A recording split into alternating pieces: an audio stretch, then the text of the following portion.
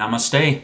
Welcome to Jack Holly's Black Book. This is episode 75. I've been thinking and meditating on two things. One of these I might term like the trifecta of Christian tradition, which is faith, hope, and love. And like any trifecta, there's got to be a winner between the three. Now, I don't know if I'm a fan of the Apostle Paul or not, because it seems to me like the guy never knew Jesus personally, but at the same time, neither did I. And yet all of us, I think, have to acknowledge that at some points in our life, we have these mystical experiences with what cannot be seen. I just think for me, it's been more an issue of spending so much time in the book of Matthew and having so much to chew on just from that book. Now, I think all religious texts are important. I think everything is God-breathed. But some things, I think, communicate more clearly than others. I mean, I can get truth from the story of the three little pigs. And this is one of the profound things that Rabbi Jesus caught on to. Because look, I found it on my phone right here. Matthew 13:13. This is Jesus speaking, this is why I use parables or tell stories. For they look, but they don't really see. They hear, but they don't really listen or understand. But if you reflect on the stories and the parables, the whole world's going to open up to you. There's no way I can fully understand an entire Bible, let alone all of the religious texts in the world, including all of the gospel and the teachings that the Roman Catholic Church decided to just exclude from the canon of the Bible. But I can look for themes and I can understand stories. And this is why I encourage people to just sit with the parables of Jesus, sit with the stories of the Upanishads, sit with the rich stories of the Jewish and the Islam tradition. Reflect on these stories. See what comes through for you. There's even this weird part of me that thinks if we could have just the parables from the book of Matthew, get rid of the rest of the Bible, just temporarily, and if people would just tell the stories of their experiences, I think this world would be in a much different, more positive, loving space than it is now. Now let's parallel that with Viktor Frankl. Viktor Frankl, who was in a Nazi concentration camp, who spent time in Auschwitz. And despite this space where he could not leave, where he was tortured, where he had his mind messed with, he was able to come out of the concentration camps, and then he authored a book called Man's Search for Meaning. And he developed this therapeutic approach called logotherapy. Logos. Think about it. Because when Viktor Frankl was in the concentration camps, I guarantee he didn't have a Bible. He didn't get to go to church. He didn't get to listen to Christian radio or watch Christian TV. And yes, I know Viktor Frankl was not Christian. And I'm not sure what the Jewish or the Austrian equivalents of those things are. But the point is, this is about a theme that comes through all religions, or at least should come through all religions. And yet, on some level, he was able to embrace his suffering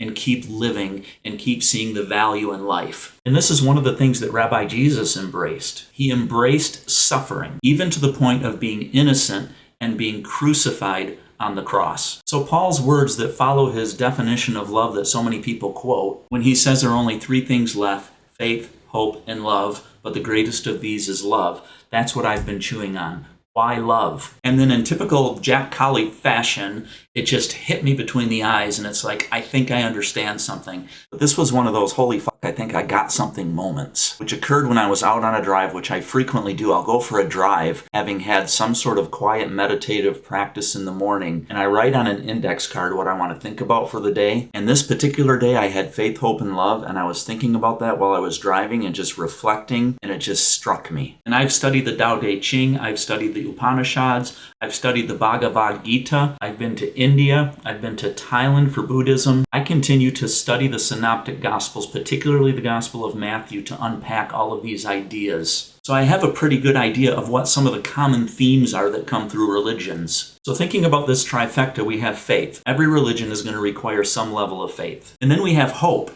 And what does hope mean to us when we see no out? What did hope mean to Viktor Frankl when he was in the middle of a concentration camp? And why is it in order to have love, you have to have hope and you have to have faith? So I kind of took a backwards approach. What is love? What makes love so special? And I think what makes love so special is the experience of being naked. And when I say naked, yes, I'm speaking both literally and figuratively. I mean, what was it like before we had to put on clothes because we were ashamed in the metaphor of the Garden of Eden? What does it mean to be in somebody's presence, to be in relationship with somebody who loves you regardless of your imperfections? What does it mean to be naked with an imperfect body and be accepted by the person who's looking at you? And what does it mean to bare your soul, imperfections and all, and know that you are accepted and you are loved regardless. Love is the space that I can show up in and I can be truly myself. And I'm so thankful that I can experience that with another person. And I'm even more thankful that I can experience that with God. So this is what we have right here. We've got faith, hope, and love, but the greatest of these is love. So if we have faith that there's hope for us, even with our imperfections, even with our flawed thinking, even with the bad decisions we make, if we have faith that there's hope that we will be accepted, then we can show up in a position to be unconditionally loved, and we can show up in a position to unconditionally love others. And this is where the concept of grace comes up. This is the key that separates the Christian tradition, at least I think, separates the Christian tradition from other religious traditions. It's grace. It's the grace that I extend to my imperfect partner. It's the grace that she extends to me. And it's the grace that God extends to me, that I don't have to be perfect to belong to God. And to me, that's really the good news. The good news is you don't have to do anything. You just have to consent to the process. All I have to do is say, am I going to enjoy the next 60 seconds, or am I going to suffer the next 60 seconds? And true to Buddha's second arrow or second dart, if something happens to me that is significant and I experience suffering in the next 60 seconds, that doesn't mean I have to suffer in the next 60 seconds that is to come.